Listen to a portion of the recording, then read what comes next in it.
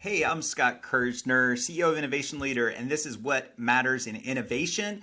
We try to count down 3 innovation news items that you may have missed in the past week.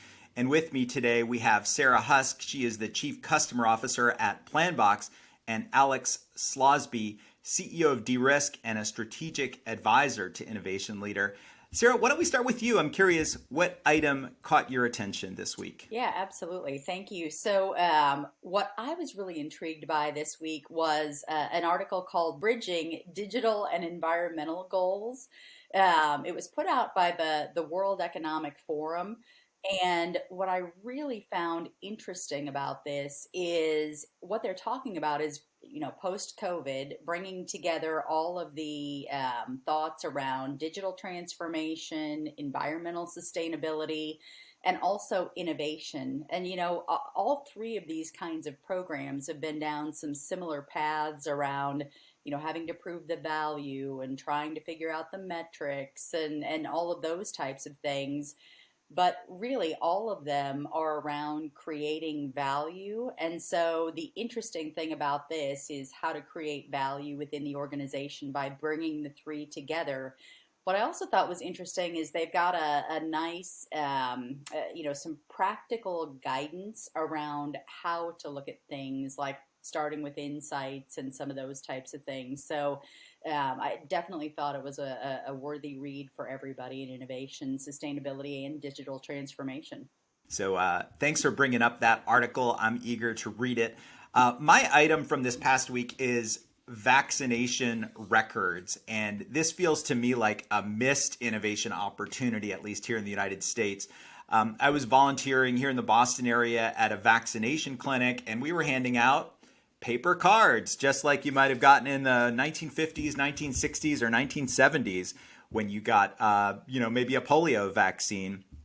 The U.S. government has basically said we don't want there to be a national database or a national vaccine passport. Individual states like New York are figuring out, we actually do want a digital passport that people could carry with them for convenience to show that they've been fully vaccinated.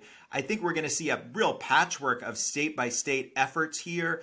And it feels like, holy cow, private companies should be able to say, if you want to fill up a nightclub or you want to fill up an airplane with people, that we'd like to see that you've been vaccinated before you get on that airplane or before you fill up that nightclub. There are some airlines who like the idea of digital vaccine passports, and JetBlue and Lufthansa and American have been experimenting with it. But it feels like we're going to go through a messy couple months or a messy rest of 2021 without really, sort of unified, widely used vaccine passports. Alex, I'll turn it over to you. I don't know if you disagree with my opinion, if you agree, and I'm curious what your item for the week is. I think you're spot on. And I think it's curious that we celebrate how quickly vaccines rolled out. That's fantastic. And the bar was so high to get that done. The bar for these digital passports, it's much lower. We should have been able to figure this out. So it's really curious that it's taking, this long to do something which is, again, should be relatively simple. My item for the week taps into my background actually as a wireless analyst. LG Electronics announced recently that it's going to exit the mobile phone business. And I think this is really interesting on a number of levels. Up until a few years ago, LG was the number 3 provider of mobile phones in the world behind Apple and Samsung, and continues to be actually in North America. LG has been a very innovative player over the years, introducing a lot of technologies to the industry, some touchscreens, wide-angle cameras, really great hardware designs. The challenge has been that hasn't translated into long-term results. So all these great technologies, some new designs recently, the Wing, which is sort of a rotating screen phone, and a new rollable display phone announced at CES. The technologies are cool, but they're not actually translating, right? People are buying into Apple and Samsung at the high end. You've got Chinese players, Huawei, Xiaomi, Oppo at the low end who are encroaching. And I think this speaks to the importance of getting jobs done for your customer. Years ago, there were a lot of mobile device companies that built really beautiful devices, beautiful hardware, beautiful technology. But consumer desires change. They wanted integrated experiences. And of course, the players that dominated then, and many that are still in the market now, they dominate because they could build software and hardware integrated experiences that delight consumers. So I think that's one piece, nail the jobs to be done. I think the other piece, LG struggled a bit over the years with the speed of software updates, rollouts. There's been some questions about its supply chain and marketing strategies. And I think that gets to the Jeff Bezos quote, it's always got to be day one. And when it's day two, basically things are over. Companies have to obsessively learn and optimize not only what the customer sees in terms of those products, but also on the back end and how you deliver them. If you can't do that, if you can't be in the leading edge of that, it's really hard to stay in the market for long.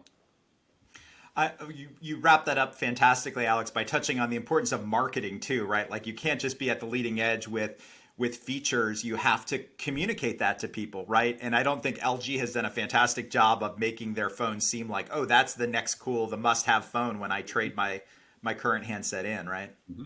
That's correct.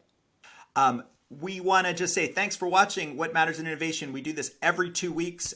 Two last things I would mention. Innovation Leader just published our list of the top 25 most influential innovators working in large organizations. So you can find that at innovationleader.com. And one other thing we just posted, we did a great webcast with Sara from Planbox and Ludwig Mellick, who is CEO of Planbox, focused on innovation metrics and KPIs. And you can find the replay of that now on Innovation Leader. It's definitely worth checking out. Thanks again for watching. We'll see you soon on What Matters in Innovation.